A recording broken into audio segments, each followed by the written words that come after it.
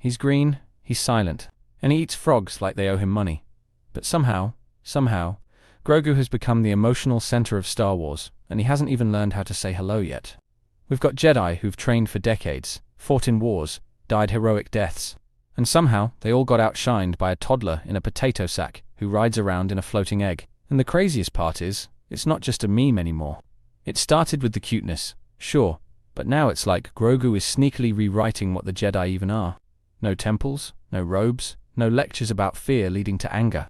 Just instinct, connection, and vibes. The kid is out here breaking centuries of tradition while gnawing on space macarons, and we're all just nodding along like, yeah, this makes sense. Meanwhile, the galaxy is still recovering from the Jedi's greatest hits: attachment, dogma, and trusting a clone army commissioned by a Sith Lord. But Grogu says, nah, I'll take the shiny armor and the dad with a jetpack. You all keep your dusty archives and your lightsaber gatekeeping, and somehow, that choice might be the healthiest one we've seen in the whole saga. You watch him use the Force, and it's not for domination or defense. It's to protect, to heal, to feel. And suddenly, it's like, wait, is this what the Force was supposed to be the whole time? No grand speeches, no legacy speeches from dying masters. Just presence, clarity, and maybe a little snack break in between. And that's what makes it so wild. This isn't just another Force prodigy on a hero's journey. This is a survivor of genocide, a symbol of rebirth, and a living argument against everything the Jedi once got wrong.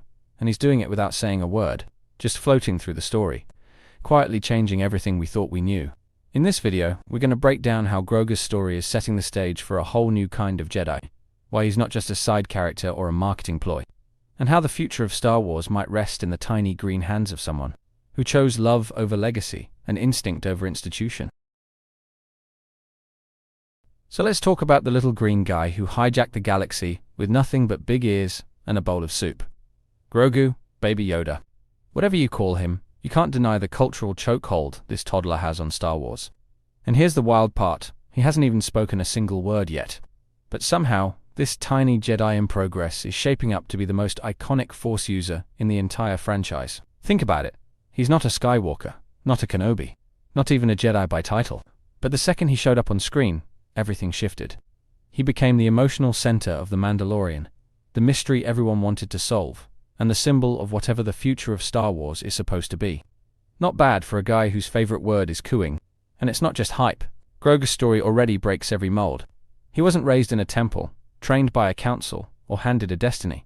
He was a survivor, a lab rat, a runaway who chose love and protection over power and tradition.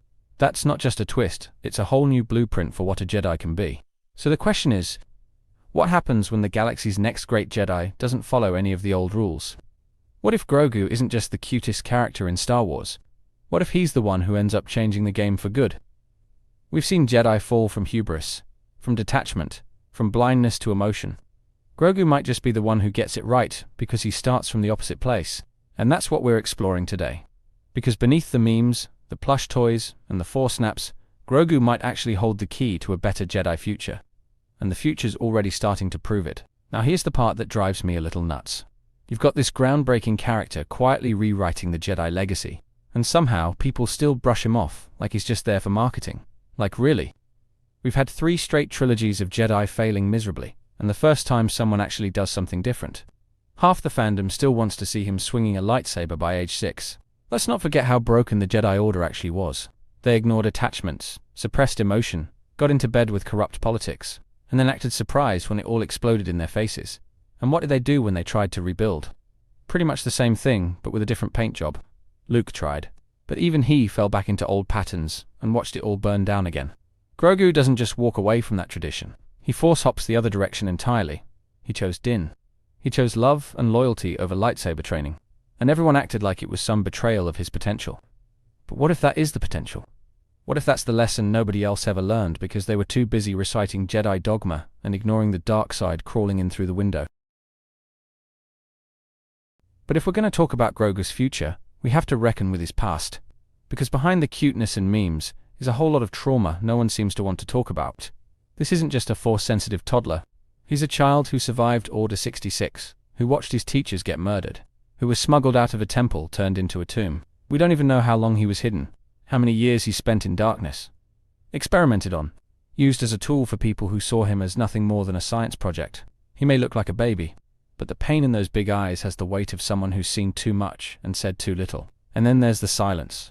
Grogu doesn't speak, not because he can't, but because something in him is still afraid to. There's a sadness to that, a kind of quiet grief that hangs over every scene he's in. He clings to Din because Din was the first person who didn't want to use him or control him, just protect him. The Jedi he once knew are gone. The home he barely remembers is dust, and now he's navigating a galaxy that keeps pulling him toward a destiny he didn't choose. That's not just tragic, it's lonely, because every time someone tries to define who he's supposed to be, they ignore the fact that he's still figuring out who he wants to be. And maybe that's what makes his journey so powerful. Because underneath all the legacy and pressure, Grogu is carrying the weight of a history he didn't ask for, and somehow still moving forward anyway. But here's where things start to feel almost mythical.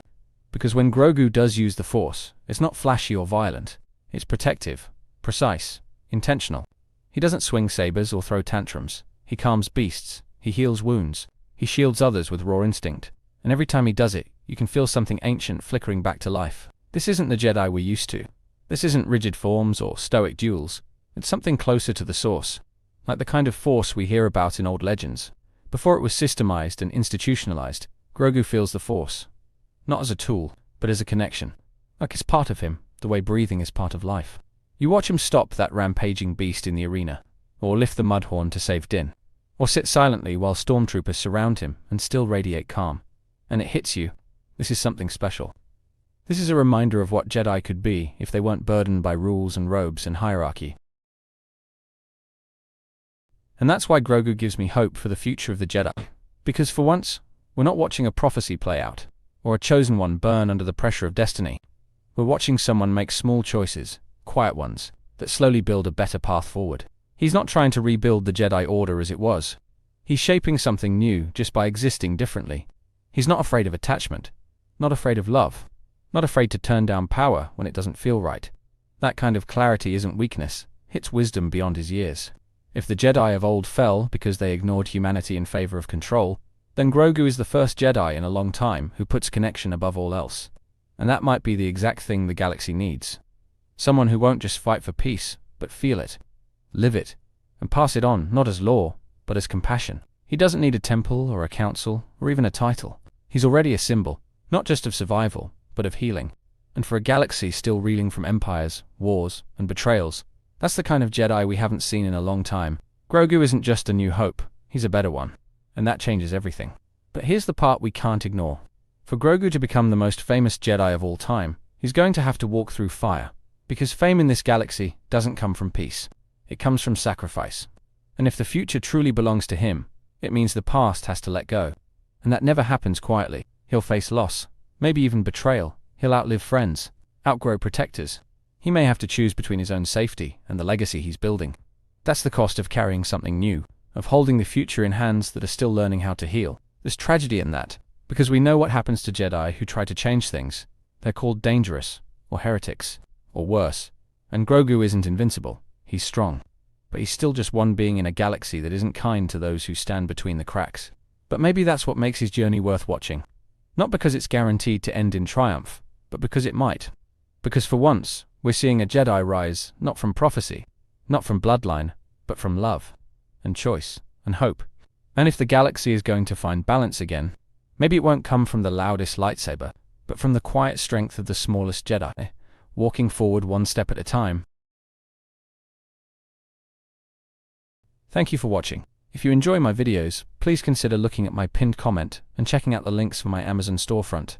It contains my favorite Legos, my gear in which I make videos, and comics that I read on a daily basis. I update it constantly, so please, take a moment and click on the link. On top of that, check out my second channel, Critical Analysis Hub Plus, and my third channel, Critical Analysis Hub XP. Just one click would go on a long way in supporting my channels and future in YouTube.